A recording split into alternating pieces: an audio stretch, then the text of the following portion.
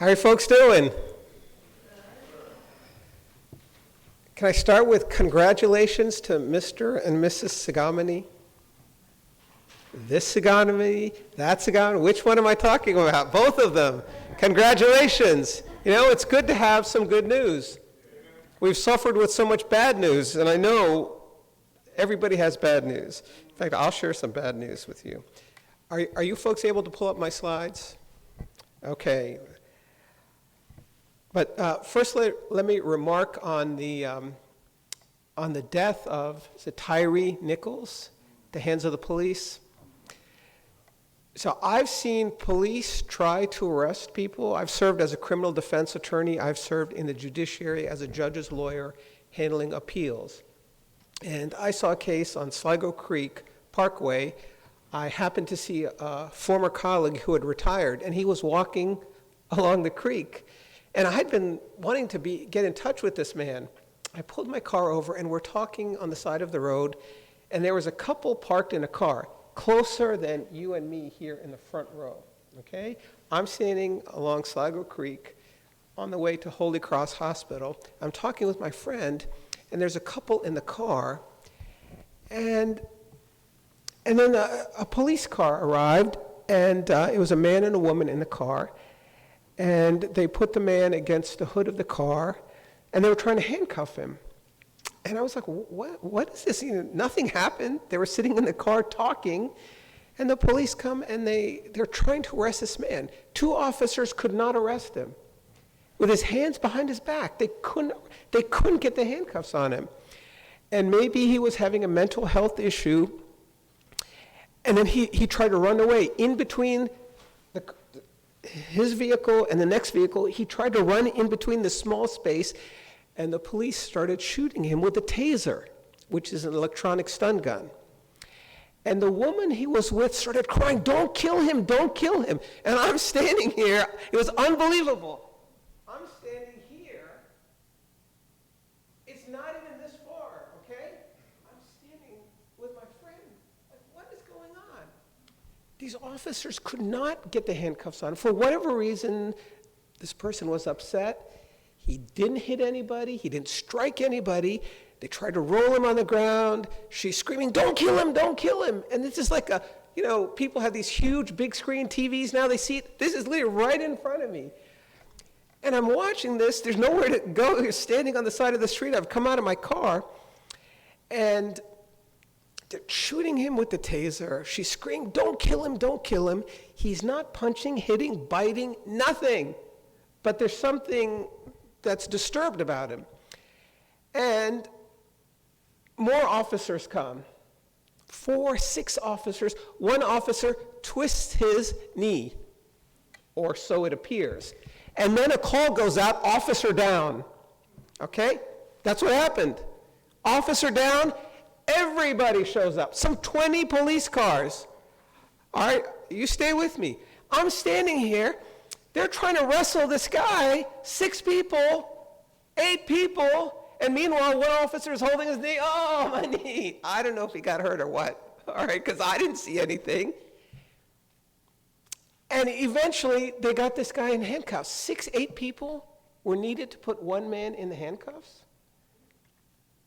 Now, some people on PCP, with the handcuffs behind their back, they can break the handcuffs. Superhuman strength, and that is you'll have to correct me, 300 pounds per square inch to break through those handcuffs. That's what happened in the Rodney King case. "Oh, he's on drugs. Oh, he's a big man." You know what? Whatever is happening, it needs to stop. I had a criminal law professor tell me that when I went to law school in Miami, so she went with the police in a ride-along, where some citizens can ride with the police when they go on patrol. So she's with the police in Miami on a ride-along, and they got a call. There's a stolen car, and it turns out it was a Jaguar, fancy car, like your pastor drives, a fancy car, but not. He was a sports car, probably. He drives a nice, white, quiet Jaguar. His wife drives it. And she said these police officers were hell-bent on catching this car thief. He was a kid. Some teenager had stolen a fancy Jaguar sports car and was running through the city of Miami, and these cops, they were after this kid. She was afraid. She's a criminal law professor. The class I was taking was substantive criminal law, so she knows what the rules are. She said they were so anxious to catch this kid. She was afraid of what was going to happen when they caught the kid. Well, they didn't catch that kid. And in fact, while we're still talking about that, I had another law professor. He argued a case before the Supreme Court. And the Supreme Court ruled in his client's favor 9-0. It was a case of another kid, a black kid, fleeing the police, and he was shot in the back. And the court said, no, you don't shoot a fleeing felon in the back for a non-violent offense. Okay, just a little bit of a sidebar, but as we're talking about freedom, here's a man who is outnumbered, apparently has no weapon, and yet the police are allegedly beating him, kicking him, striking him with a baton, tasing him. I had a friend who worked in the gang unit in Los Angeles, and he told me when they would catch a gang member, they would beat him up. And one more, I got a pastor who was in Laurel with his daughter, and they were going through an intersection, and the light was yellow, and they went through the intersection, and it turned red. And then they got pulled over by the police. And the police officer said, you went through a red light. And the pastor, Adventist pastor, and his daughter said, no, we didn't. It was yellow. We were watching it. And he said, no, it was red. Who's going to believe whom?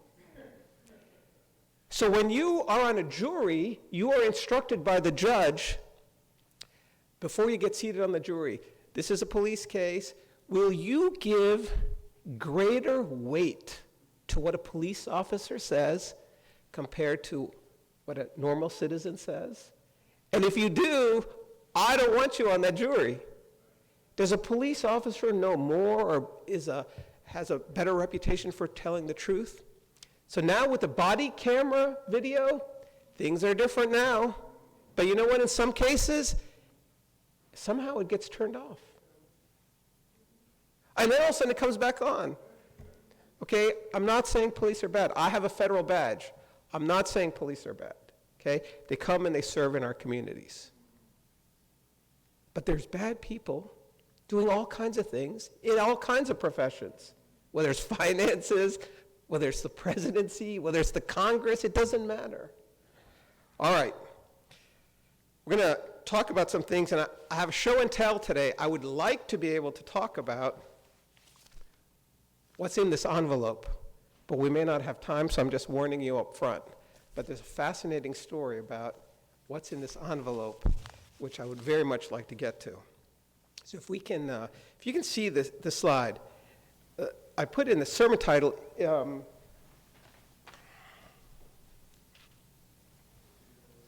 is freedom free? No, it's absolutely not free. Some of you have relatives, or you've been in the military, or your relatives have fought in war. I have a friend who lives on a property in Maryland, and there's a Revolutionary War soldier who's buried there.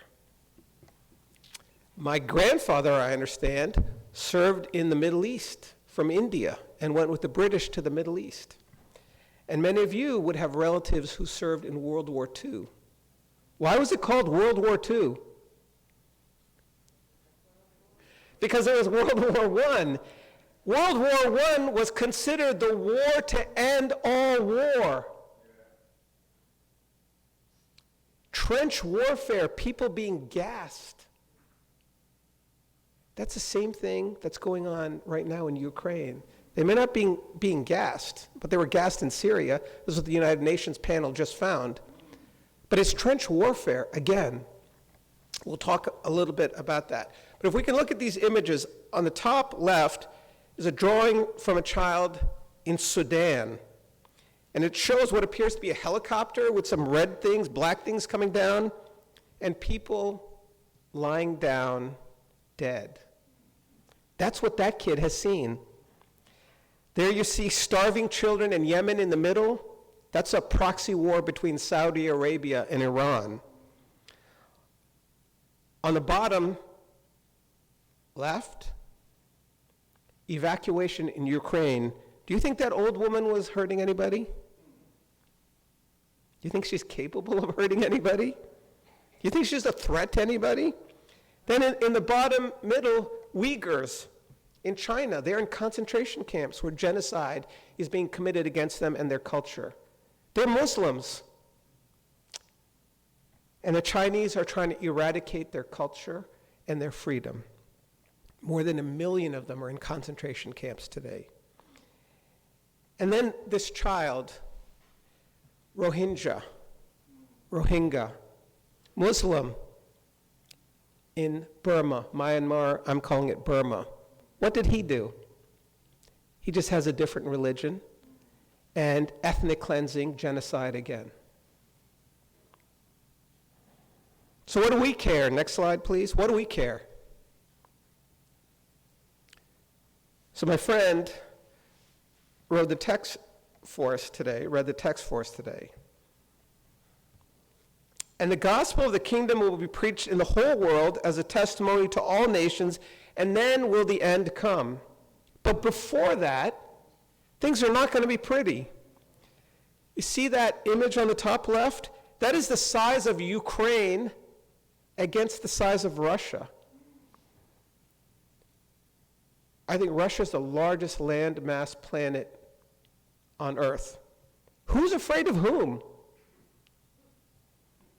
The middle is a picture of the atmospheric river over California, where they've had historic flooding. And on the right, North Korea's ballistic missiles. And what ballistic means, it means something that you shoot, it goes on a trajectory like this, and it comes down. In North Korea, a country where people eat grass and sticks, is working on building missiles to strike the United States. They literally eat grass and sticks.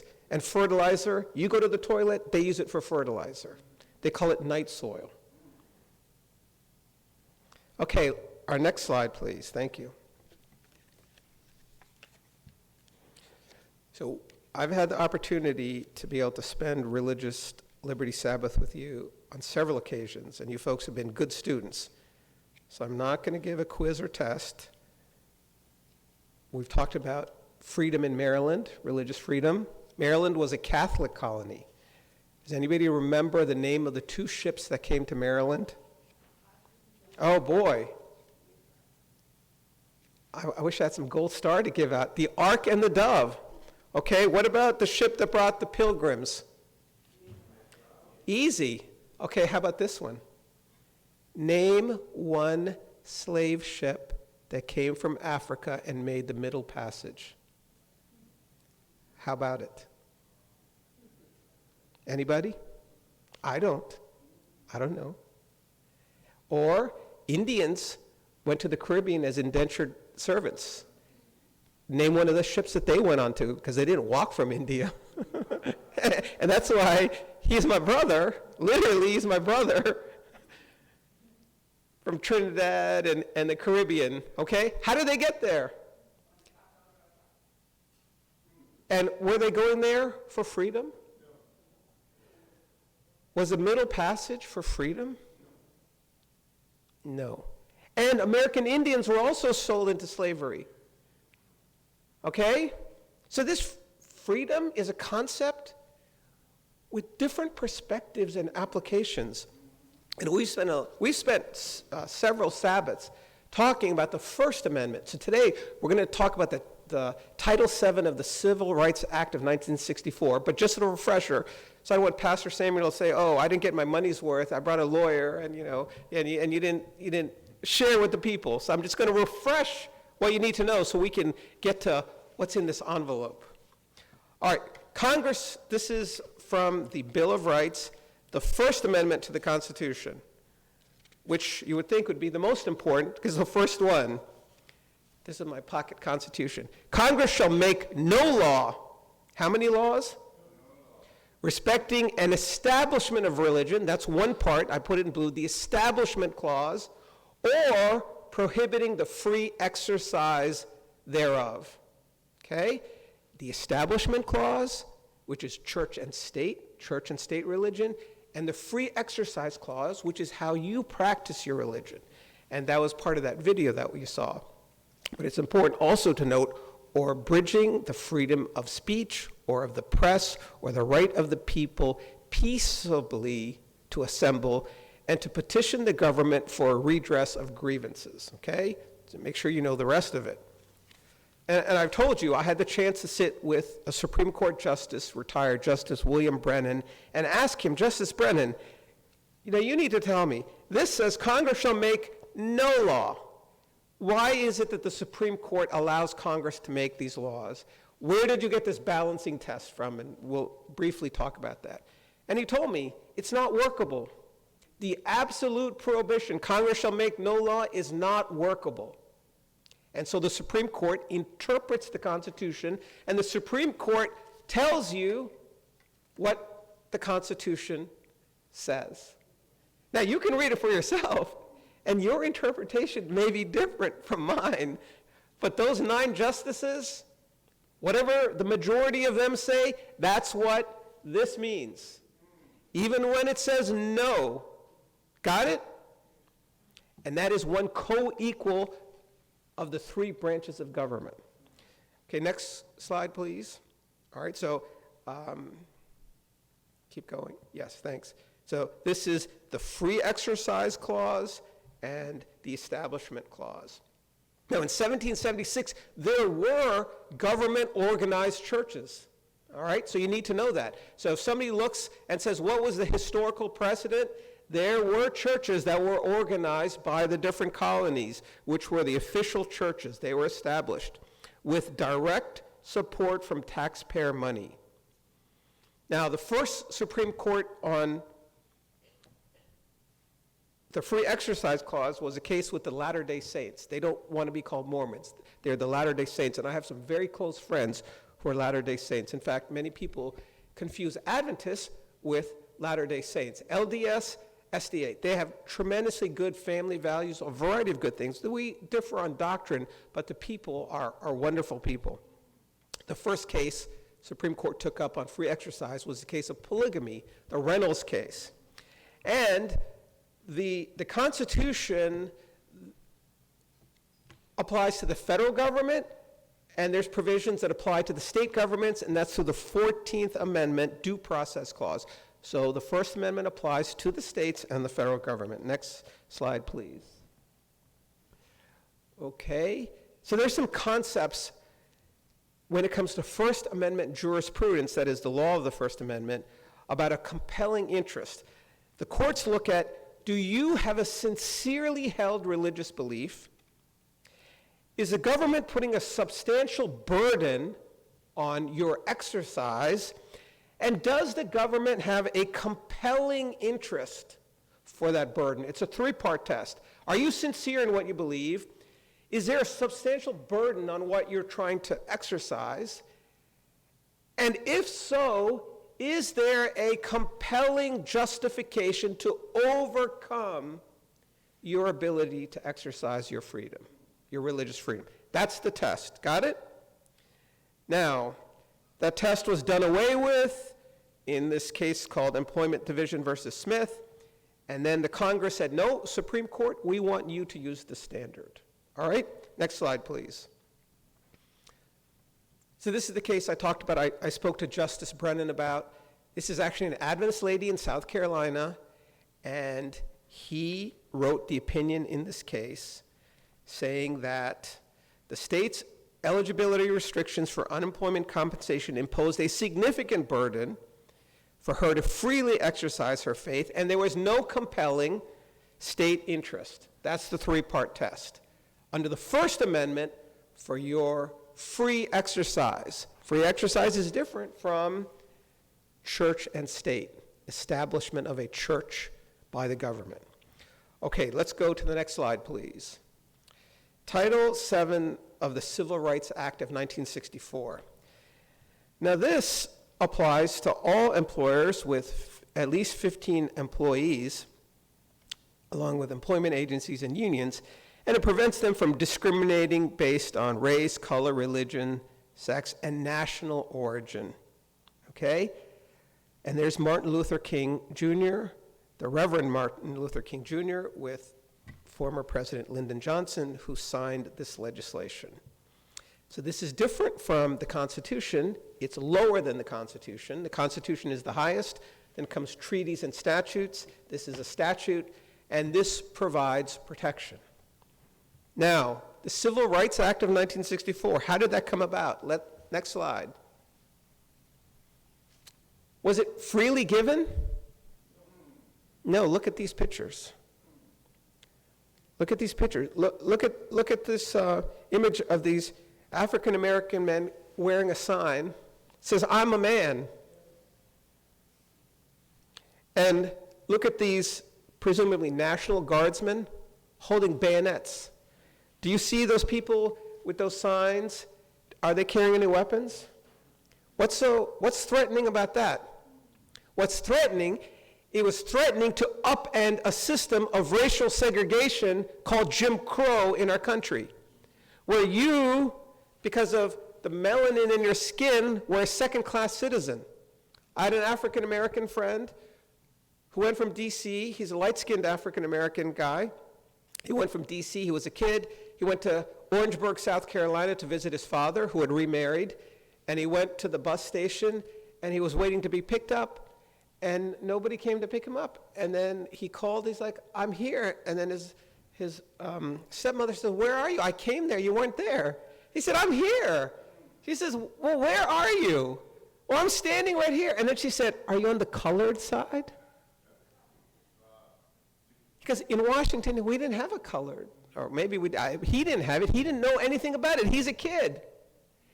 What's the difference between the water that comes out of the colored water fountain and the white water fountain? And it's not just racial discrimination, okay? Because I have a good tan. That's not it. I know a man who's a Hindu, and he went to his temple, and they won't give him a glass of water to drink because he's a low caste. And he told me, I was thinking about it. How come I can't drink the water in my own temple? He was thinking, what kind of temple is this? It's a system to keep people in a place. Let's have order. Don't get uppity. Let's all get along, but you stay over here, and then I'll stay over here, and then everything will be fine, okay? Fine for whom? So he became an Adventist, and he told me communion came, and he was there, and he said, this is his exact words, one of the top guys, an older gentleman, came to him and says, "Let's come for the foot washing."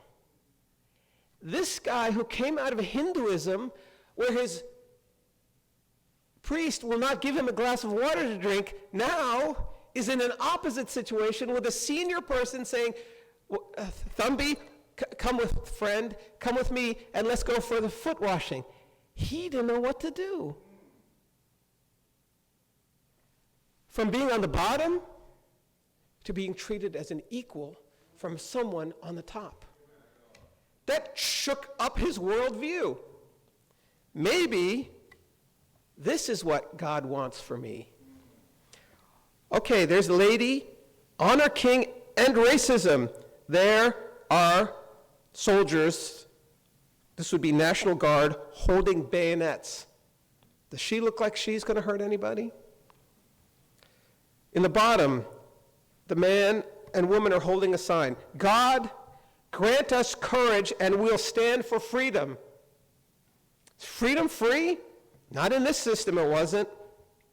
In the bottom of right, the young man is holding a sign, justice. Do you know the meaning? In the top right, men and women standing against a wall being sprayed by a high-pressure water hose. Do you see any guns in their hands or sticks or clubs? And in the middle, there's a police dog. There's a policeman with a baton raised, and a man trying to get out of the way of the baton and the dog. And look at that woman in the skirt. She's running. I mean, that's pretty impressive. She's just like walking through. She's not afraid. You can kill the body, you can't kill the spirit. So this civil rights movement to give you Title VII religious freedom wasn't free. Somebody had to sacrifice and put their lives on the line to change a system which was not fair. Even though, I don't know if the Declaration of Independence is here, no, which is, all men are created equal, endowed by their Creator with certain inalienable rights, among these life, liberty, and the pursuit of happiness. Okay, next slide, please. Trans World Airline versus Hardison. So this is a case interpreting this Title VII of the Civil Rights Act of 1964. And here, this was a Sabbath case, but it was not an Adventist. It was a worldwide Church of God. And the person had seniority, so they didn't have to work on Sabbath. Then they moved to a different job. They lost their seniority, and then they were put on Sabbath shifts, and they said, no, I don't want to work on Sabbath shifts. So here, not the First Amendment, but this Title VII, the court said that to require TWA to bear more than a de minimis cost, it means more than just a little bit of a burden, in order to give Hardison Saturdays off is an undue hardship. So if TWA had to do just a little bit, that's too much. We're not going to permit it. And the court says, we will not readily construe the statute to require an employer to discriminate against some employees in order to enable others to observe their Sabbath. So if I don't work on Sabbath, somebody else has to. It's a burden on them. That's not fair. And it's going to cost TWA, I think this was like $150. That's too much for TWA. And so the free exercise of this religion, we're not going to support. Got it? This is not a First Amendment case. This is a Title VII case. This case, Justice Brennan, who I spoke about, and Justice Thurgood Marshall, who's an African American on the Supreme Court, they were liberal. They dissented in this Trans World Airlines case versus Hardison. They said, this is outrageous. What are you talking about? This is a minimal burden. The free exercise is much more important. Now, today, this case is up for review. Next slide, please. In Groff versus DeJoy, well, I don't know if he's still the Postmaster General of the United States. It's a case that's pending. 3 justices on the current Supreme Court, Clarence Thomas, Neil Gorsuch, and Samuel Alito, they want to reverse the Hardison case, which says just the de minimis, oh, that's too much. They said, no, we want free exercise. Now the conservative branch of the court says, we don't want this burden, which the liberals before said it's a burden. Now the conservatives are saying it's a burden. What a change. So it'll be interesting to see what happens in this case, because the current Supreme Court is trending towards more freedom to exercise your religion. It was mentioned earlier about that football coach who was praying and kneeling. The Supreme Court came out in his favor to say, well, this is not a big deal, let the man pray. The cases of the bakers or the artists who say, oh, I don't want to make the cake for those kind of people. One case, if it's an artistic thing, no, you don't have to. The other case, if it's a normal service that's offered to everybody, you have to. All right, any questions? Free exercise, establishment of religion. First Amendment, Title VII, okay? There's a variety of ways to press for your rights. Okay, we're going to now move into the rest of our story. Next slide, please. So where are we in Earth's history? There's the Doomsday Clock published by the Bulletin of Atomic Scientists. On the top left, that's the first clock issued, and that was in 1947, and it was pinned at 7 minutes before midnight. What is midnight? Pretty much everything is destroyed. 7 minutes before midnight. 1991 was the furthest from midnight it had been, 17 minutes away from midnight. And now, just released, in the bottom right, 90 seconds to midnight. That's the closest it has ever been. Why is that? In Ukraine, Russia is fighting, and it's a nuclear-powered state. And it's threatened to use nuclear weapons. Nobody wins a nuclear war. Eventually, the planet is going to be destroyed. So on the one hand, you have nuclear weapons, but you really can't use them. And if you do use them, you're going to use all of them. It could be that the Kremlin says, we'll use a small one to signal everybody else we're for real. Maybe North Korea sends one into South Korea that says, we're done fooling around. We want to teach you a lesson. So I've studied nuclear weapon design. Those atoms release a tremendous amount of energy. Cities are leveled. In Hiroshima and Nagasaki, 200,000 people burned to death, blown by shockwave, incinerated, radiation poisoning. Now the weapons are much stronger, and the impact would be horrific. That's not the only thing that can destroy us. Climate change, whether you like it or not, and gain-of-function research on viruses. Did the pandemic stop at China, COVID? And it could be that you've had church members that have died from COVID. I have friends that have died from COVID. No, it doesn't respect borders. It went around the world and killed people.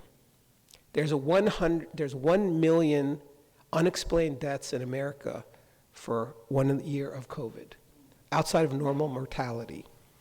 So we have the ability today, whether it's through bioengineering, whether it's through harnessing the atom, or whether it's our impacts on our environment to destroy the world over.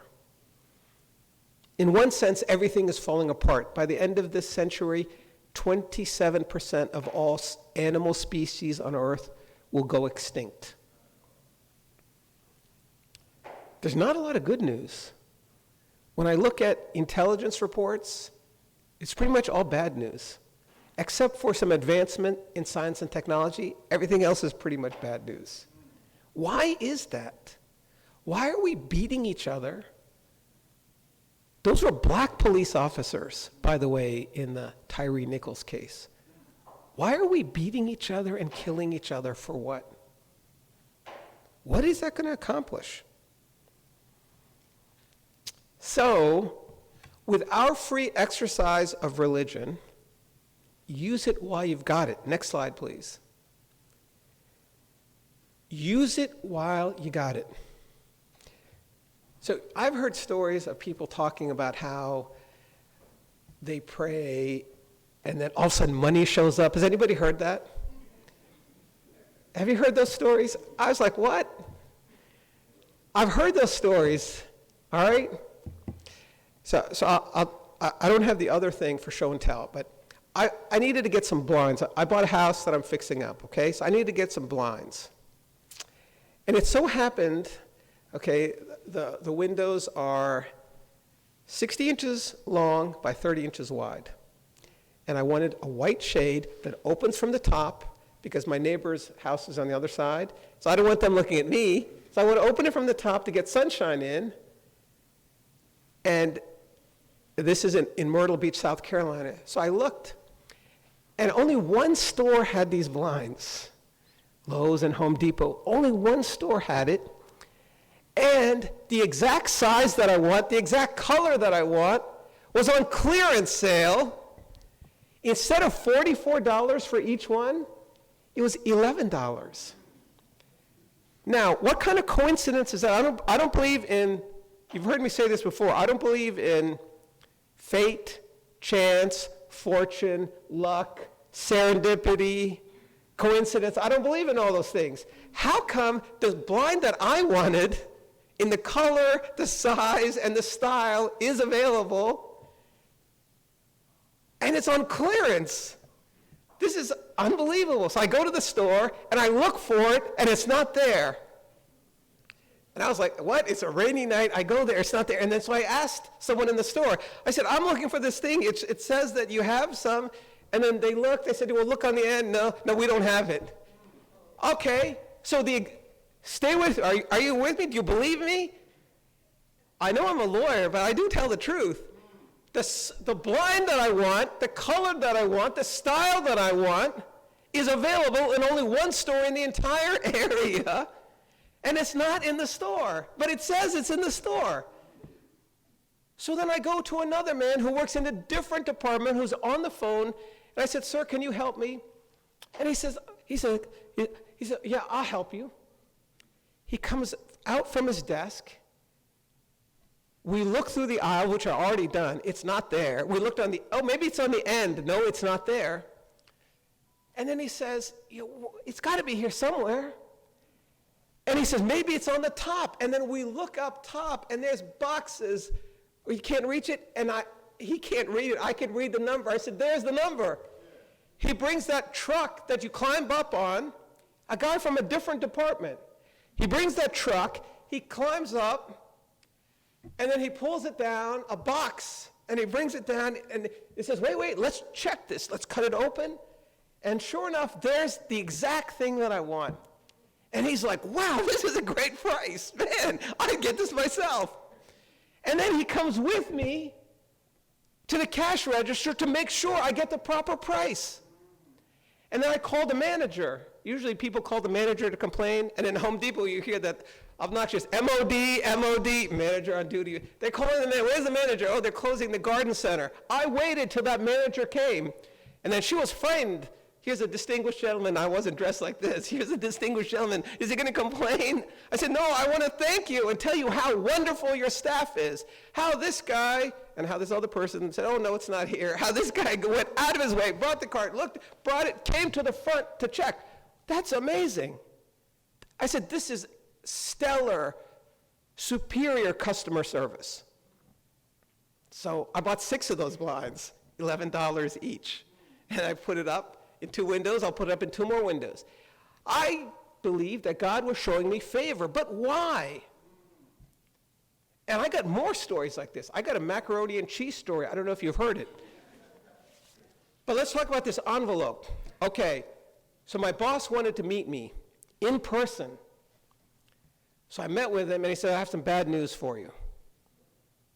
He had 2 pieces of bad news for me. The second one, maybe we'll talk about another day. So the first piece of bad news, we're not getting a bonus. I said, okay. So in my organization, I work for you, the taxpayer, in the government. There's a pool for bonus money. And he says, our performance is not actually our performance. Our performance is downgraded because there's only so much money. And so we look at how much money there is, and then we calculate it, and then we base your performance on how much money there is for you to get your bonus. So I said, well, I'll skip a bonus. The first time he told me that, I said, I'll skip a bonus. Just give me a good rating for the kind of work that I do. Okay, so this year, we rated it lower. And then he says, it was still too high, so the top guy rated it even lower. Got it? And then they told me, this is how much your bonus is going to be. All right? And then I pay tax on that. So I did the calculations, and I pay tithe and offering, okay? So it's going to come back. I pay tithe and offering on my gross increase. I don't get that amount in my hand, but the government gives me a benefit, whether it's transit or retirement. So I look at that number for the past year, and then I pay tithe and offering, and I make other charitable contributions based on that gross amount. Are you with me? And I pay it on my credit card to get credit card value, to float the money for 1 month, and then I pay it all off in January. All right? So I bought this house in Myrtle Beach. So I'm watching my money. And then my son, who's going to Washington Adventist University, I see this huge credit card charge on my account. I'm like, what is this? Oh, Dad, I'm doing another year of school. I'm all for school. I'm all for Adventist school. I'm not all for putting the whole thing on my credit card without telling me. So don't say, oh, the guy was against Adventist education. No, that's not what I said. I said, first, consult with me, we'll pay it. So that was an extra amount of money. And you know what the tuition is over there? That's a lot of money. So I hadn't calculated on that when I paid my tithe and offering, when I did my calculations, all right? So, and now I had counted on the bonus money. And then my boss says, well, the top person went upstairs and they said, you got to cut it back even more because it's going to break the bank. So what our top person said, well, we just won't take any bonus money. He didn't ask me about that. He didn't know what my calculation is. So no bonus money. So he says, that's the bad news. That's the first piece of bad news in the okay. All right. So now I come back home. I've taken care of my son's tuition. I did this calculation. And I have other reserves, okay? But this was unexpected, no bonus. And some of you are saying, what? That guy gets a bonus? Well, why is he complaining? All right, that's not what I'm saying. No bonus. So I get this envelope, and I think it's my mortgage. This is what you got to pay, all right? So my boss told me that, no bonus, and this check comes in the mail the next day. So when my boss told me there's no bonus, this envelope was in the mail. And what's inside the envelope? I said, it's a check. Now, where did this check come from? Nobody sent me money like, oh, I think you need some money. And so I need a witness, because you people are going to say, that guy, he came, he did some magic, he showed a thing. I'm going to show this to one person and ask them not to tell anybody else, but they can confirm for you that it is a check in my name and it's for a certain amount of money, okay?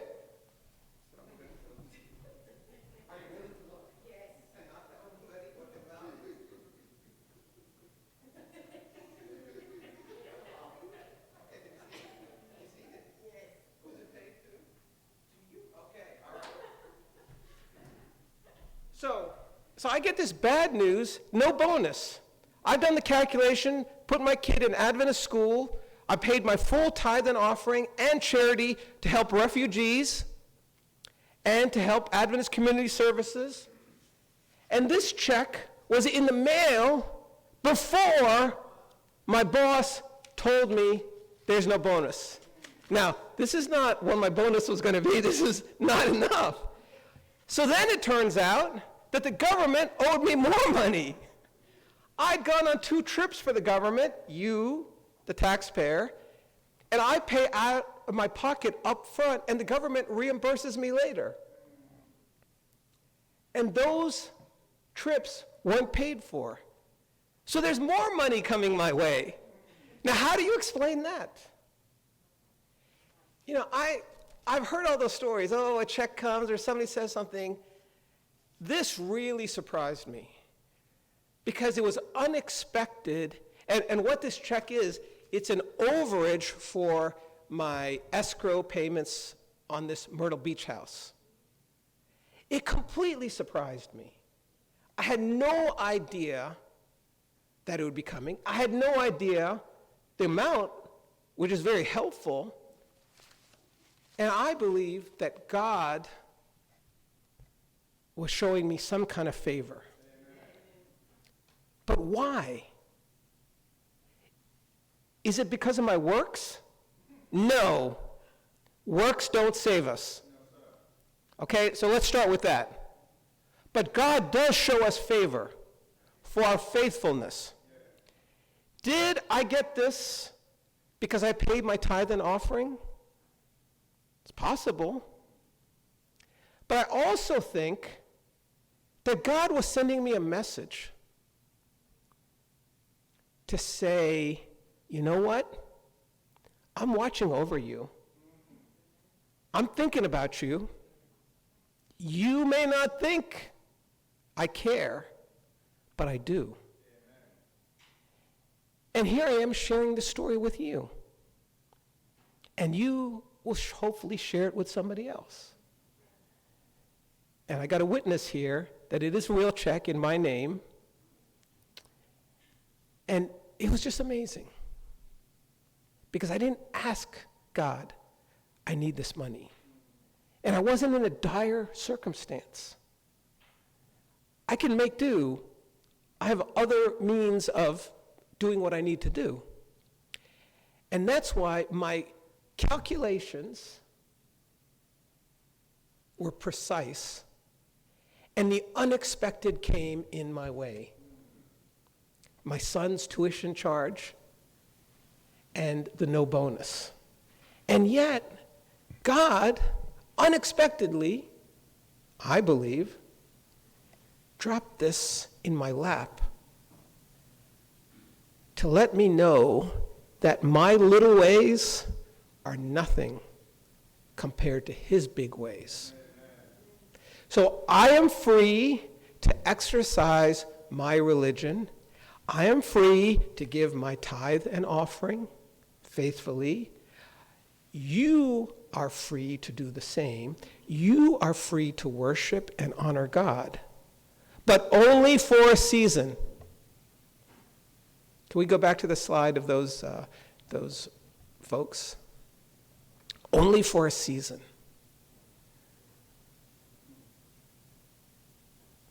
So while you have the freedom, somebody has paid a price for that freedom.